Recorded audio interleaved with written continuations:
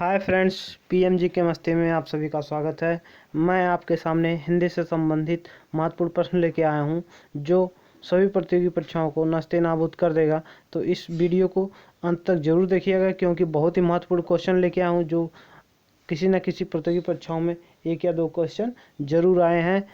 तो अगर चैनल पे नए हैं तो चैनल को सब्सक्राइब कर दीजिएगा और बेल आइकन को प्रेस कर दीजिएगा ताकि हम कोई नया वीडियो अपलोड करें यूट्यूब पर तो नोटिफिकेशन आपके पास चला जाए। तो पहला क्वेश्चन है, पुरोधा शब्द में संधि है। पुरोधा शब्द में संधि है, तो पुरोधा शब्द में संधि कौन सी हो जाएगी? यह विसर्ग संधि हो जाएगी। तो पुरोधा में विसर्ग संधि है। अगला क्वेश्चन है, इनमें से कौन सा शब्द संधि का उदाहरण नहीं है? इनमें से कौन सा शब्द संधि का उदाहरण नहीं है? तो संसार यह संधि है, अत्यंत में भी संधि है, सदाचार में भी संधि है, लेकिन यह जो सामाजिक है इसमें संधि नहीं है। तो इसका जो आंसर हो जाएगा सामाजिक। अगला क्वेश्चन है, निम्नलिखित में से कौन से शब्द में विसर्ग संधि है? निम्नलिखित में से कौन से शब्द में विसर्ग संधि है? तो अत्यधिक में विसर्ग संधि नहीं है, उत्तम में भी नहीं है और तन्मय में भी नहीं, लेकिन मनोकुल में, इसको हम लिख सकते हैं मन धन अनुकूल। तो हो जाएगा मनोकुल, इसमें विसर्ग संधि है। अगला क्वेश्चन है, अहोरात्र शब्द का संधि विच्छेद है। अहोरात्र का संधि विच्छेद है, तो इसका जो आंसर हो जाएगा अहन प्लस रात्रि। ये भी नहीं होगा, ये भी नहीं होगा और यह भी नहीं होगा। तो क्वेश्चन नंबर 54 का जो आंसर हो जाएगा सी हो जाएगा। क्वेश्चन नंबर 55 है, निम्नलिखित में से किस शब्द में सही संधि हुई है? निम्नलिखित में से किस शब्द में सही संधि हुई है? तो इसका जो आंसर हो जाएगा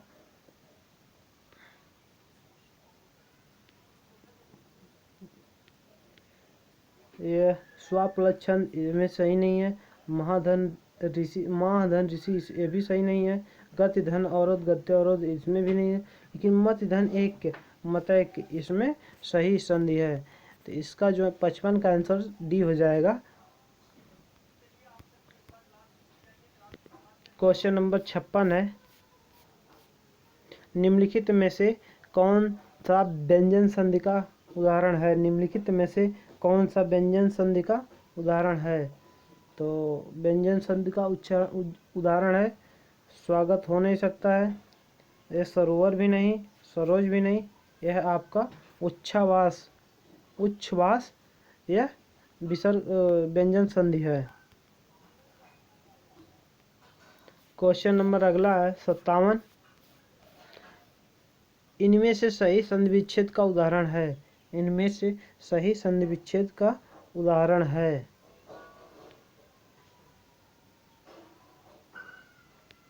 तथा धन यू होगा और ये स्वच्छ ये भी नहीं सही है। यह महर्षि का महाधन ऋषि, तो यह सही है। तो 57 का जो आंसर हो जाएगा सी। 58 क्वेश्चन है, पावन में कौन सी संधि है? पावन में कौन सी संधि है? तो पावन में हो जाएगा अयाद संधि।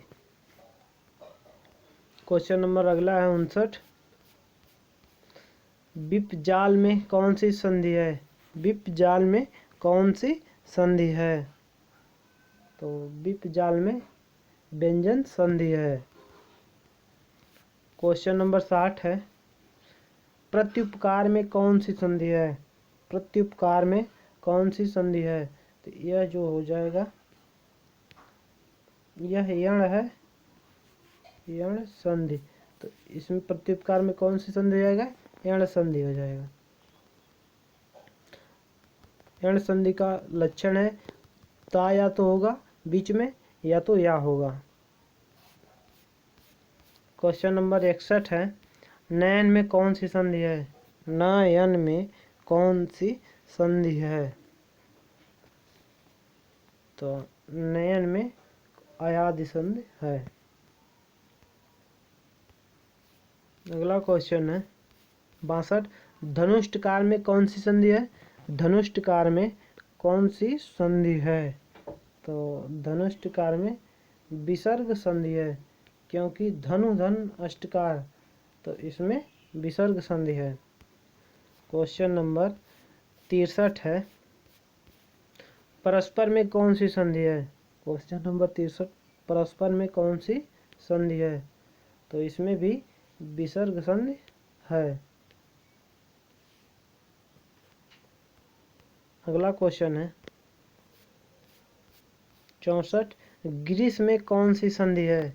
ग्रीस में कौन सी संधि है? तो ग्रीस में कौन सी संधि जाएगा? दीर्घ संधि। क्वेश्चन नंबर 65 है, परिच्छेद में कौन सी संधि है? परिच्छेद में कौन सी संधि है? तो इसमें हो जाएगा व्यंजन संधि। क्वेश्चन नंबर 66 है, भानुद्वय में कौन सी संधि है? भानुद्वय में कौन सी संधि है? तो इसमें जो है हो जाएगा दीर्घ संधि।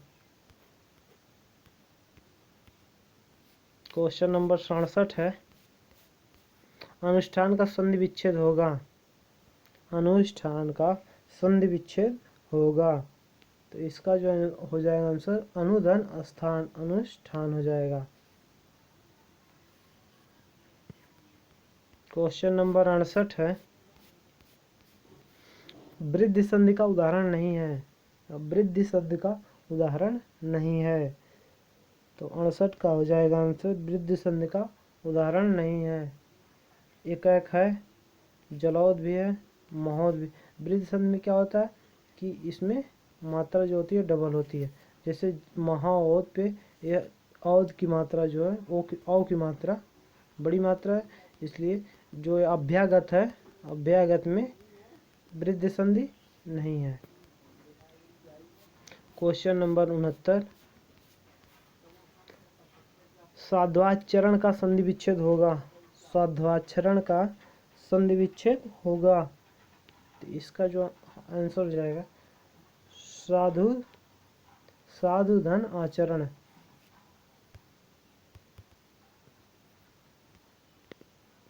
क्वेश्चन नंबर अगला है 70, निम्नलिखित में से किसमें वृद्धि संधि नहीं है? निम्नलिखित में से किसमें वृद्धि संधि नहीं है?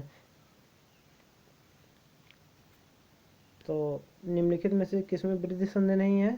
तो महाधन ऊर्जा महौर्जा में वृद्धि संधि नहीं है, और सभी में वृद्धि संधि है। अगला क्वेश्चन है 71, कर्म तत्पुरुष समास का उदाहरण इनमें से कौन सा है? कर्म तत्पुरुष का समास उदाहरण इनमें से कौन सा है? तो इसका जो हो जाएगा लोमहर्षक। लोमहर्षक में कर्म तत्पुरुष समास है। 72 क्वेश्चन है, अंधविश्वास में समास है। अंधविश्वास में समास है, तो अंधविश्वास में समास कौन सा हो जाएगा? कर्मधारय। क्वेश्चन नंबर 73 है, जिस पद में दूसरा पद प्रधान होता है उसे कौन सा तत्पुरुष कहते, उन्हें कौन सा समास कहते हैं? जिस पद में दूसरा पद प्रधान होता है उसमें अव्ययी भाव समास होता है। क्वेश्चन नंबर अगला है,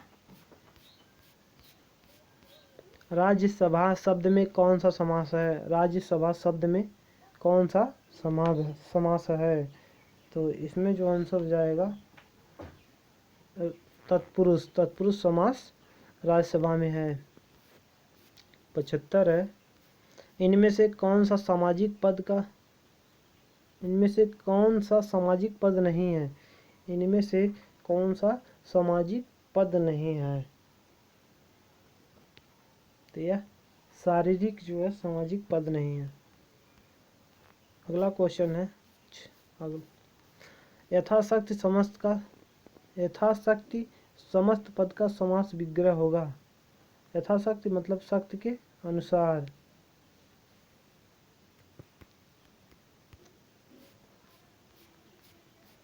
अगला क्वेश्चन है किस समस्त पद में तत्पुरुष समास नहीं है। किस समस्त पद में तत्पुरुष समास नहीं है। तो राम और लक्ष्मण, इसमें तत्पुरुष समास नहीं है।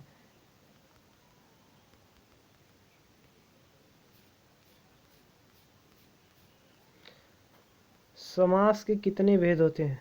समास के कितने भेद होते हैं। तो समास के 6 भेद होते हैं। तो इसको याद करने की जो ट्रिक है, अब तक दादी,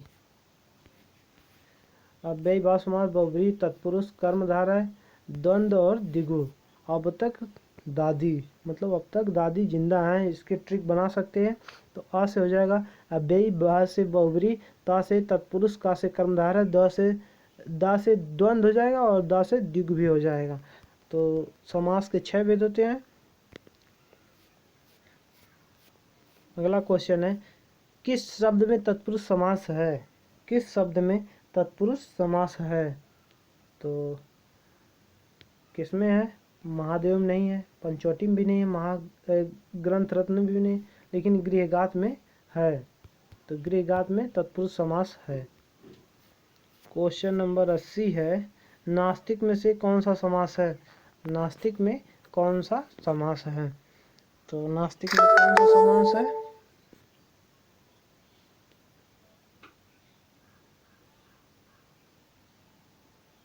तत्पुरुष समास। नास्तिक में तत्पुरुष समास है।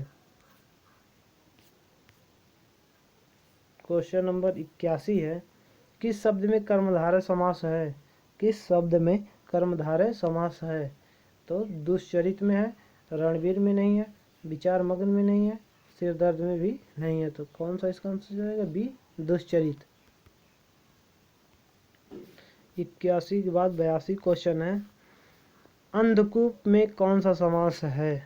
अंधकूप में कौन सा समास है। तो इसमें हो जाएगा कर्मधारय या बहुब्रीहि में अव्यय भी नहीं है, तत्पुरुष भी नहीं है और बहुब्रीहि भी नहीं है। तो इसका जो आंसर हो जाएगा कर्मधारय समास। अंधकूप में कर्मधारय समास है। नवनिधि में कौन सा समास है। नवनिधि में कौन सा समास है। तो नवनिधि में द्विगु समास। इसका प्रथम पद क्या है, संख्यावाची है। तो नवनिधि में द्विगु समास है। चक्रपाणि शब्द में कौन सा समास है। चक्रपाणि शब्द में कौन सा समास है। तो इसमें हो जाएगा बहुब्रीहि समास। द्विगु तो हो नहीं सकता, कर्मधारय भी नहीं है, तत्पुरुष भी नहीं है। तो इसका जो आंसर हो जाएगा बहुब्रीहि समास। क्वेश्चन नंबर अगला है किस शब्द में अधिकरण तत्पुरुष समास है। किस शब्द में अधिकरण तत्पुरुष समास है। तो किसमें हो जाएगा लाभालाभ में नहीं है, त्रिवेणी में भी नहीं है और सुमुखी में भी नहीं, लेकिन अश्वारोही में अधिकरण तत्पुरुष समास है। क्वेश्चन नंबर अगला है यावत जीवन में कौन सा समास है। यावत जीवन में कौन सा समास है। तो इसमें जो है अव्ययीभाव समास है। क्वेश्चन नंबर अगला है किस क्रम में कर्मधारय समास का उदाहरण नहीं है। किस क्रम में कर्मधारय समास का उदाहरण नहीं है। तो जगबीती में कर्मधारय समास नहीं है। अगला क्वेश्चन नंबर 88 धड़ाधड़ में कौन सा समास है। तो धड़ाधड़ में क्या हो जाएगा अव्ययीभाव हो जाएगा। धड़ाधड़ में अव्ययीभाव समास होगा। क्वेश्चन नंबर 89 चरण कमल समास के पद के लिए समास विग्रह का सही क्रम है। चरण कमल समास पद के लिए समास विग्रह का सही क्रमांक है। तो इसका जो आंसर हो जाएगा चरण है जो कमल, या नहीं हो कमल और चरण है और चरण और कमल नहीं हो सकता, चरण पर कमल, चरण में कमल, या चरण जो कमल है, यह समास विग्रह सही है।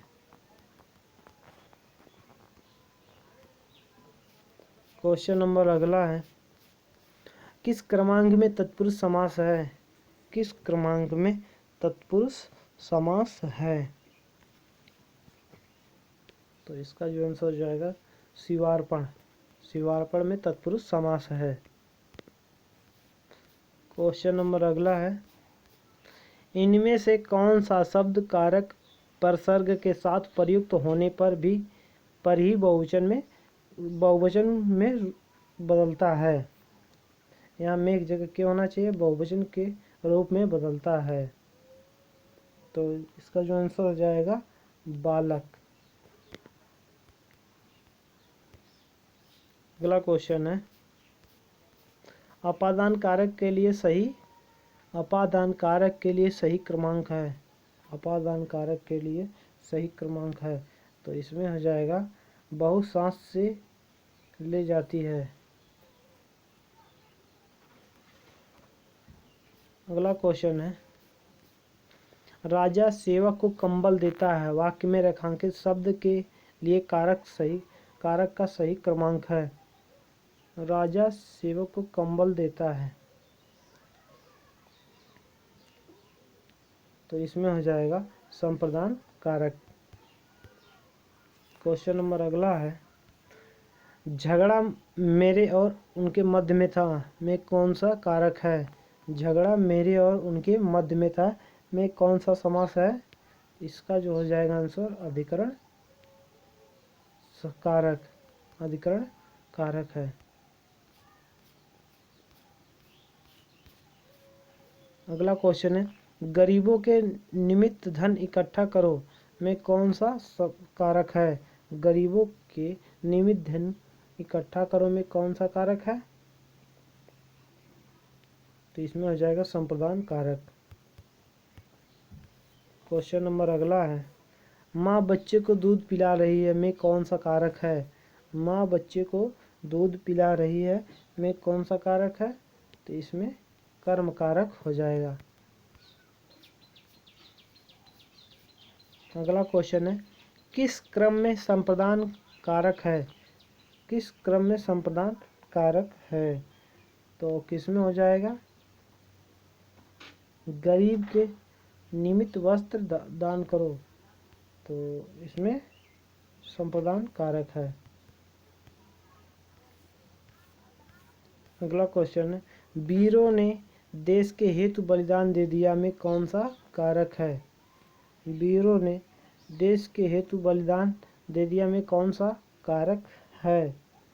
तो इसका जो आंसर हो जाएगा संप्रदान, न कर्ता कारक, न करण कारक, न अपादान। अगला क्वेश्चन है, जिस वस्तु पर क्रिया के व्यापार का फल पड़ता है उसे सूचित करने वाला संज्ञा रूप को कौन सा कारक कहा जाता है? तो कौन सा कारक कहा जाता है? तो इसमें जो आंसर हो जाएगा कर्म कारक, ना कि कर्ता कारक, न अपादान, न संप्रदान।